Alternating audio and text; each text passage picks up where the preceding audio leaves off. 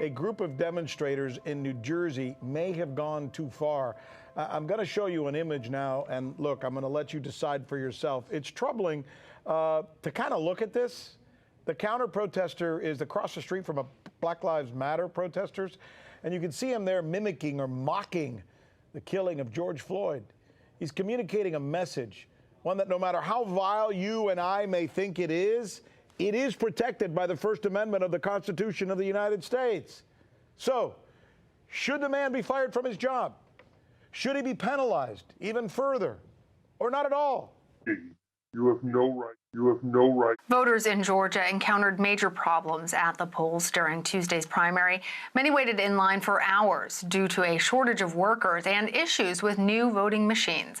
Nancy Chen has the details. There's a lot of finger pointing the day after thousands of Georgia voters waited in long lines to cast ballots in the state's primary election. Normally, I wait in line for like maybe an hour, maybe. This time, I've already been in line for 3 hours.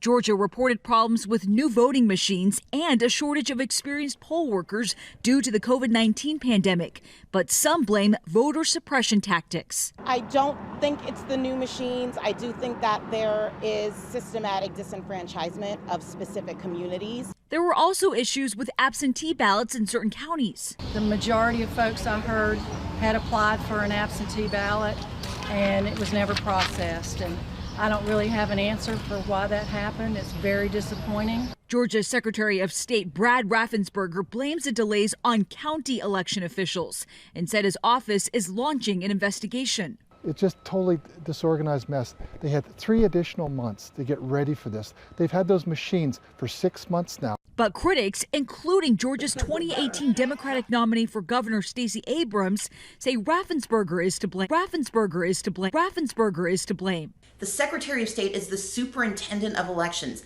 That means it's his job to make sure that democracy works in every county. What we saw happen in Georgia was a failure of investment, a failure of training, and a failure of direction. Georgia is expected to be a battleground state in November, and there's concern.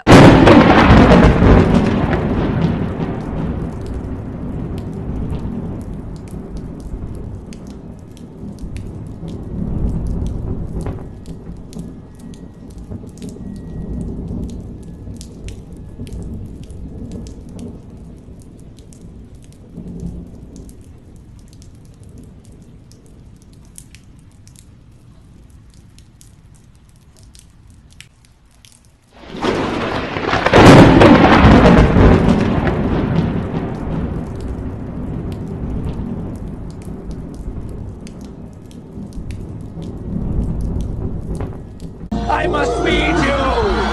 I must feed you to the northwest! Northwest!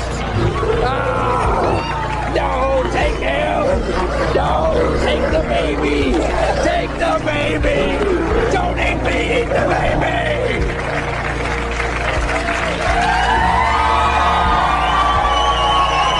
It's great to be here with you. And thank you for meeting me in the Carnegie Deli. Right. Where they serve, sandwiches as big as a baby's head. Former President Clinton, your husband, is a vegan. Yes. Is he gonna give you any grief on this? Any friction for you eating meat? No. He's not a smug vegan? He's really not. He never says like, that sandwich had a face. That sandwich is somebody's little baby.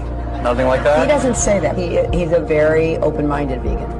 There's breaking news coming into us right now from the sports world, and interestingly enough, it's a follow-up to a conversation I had yesterday with Steve Christakos. Yes. Fill us in. Yeah, just moments ago, NASCAR officially announced that they will ban all Confederate flags from properties and races this season. So officially, from now on, banned the rebel flag from all NASCAR events. Literally minutes ago, they decided to officially do it. Wow. And yesterday we said it could come in the next 24 hours, and 24 hours later, here we are. People have to understand, that is a very prolific symbol at most NASCAR events. Yes, it's very prevalent at many NASCAR races. Many fans are there's gonna be a lot of backlash from a lot of NASCAR fans on this, but yeah.